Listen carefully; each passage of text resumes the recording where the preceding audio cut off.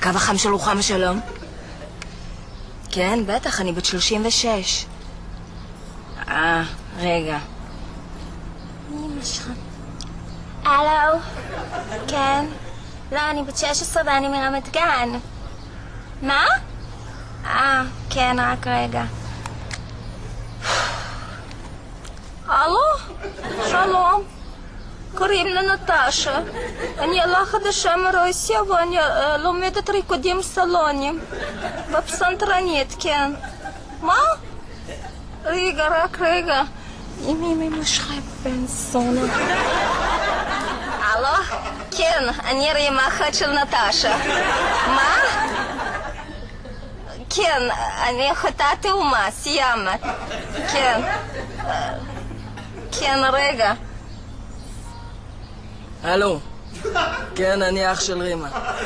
כוסומומה, ככוס של הרבק, איזה עצבים איתכם, אכלת לי כבר את הראש בשביל 2.5 שקל. איזה יום חרבנה.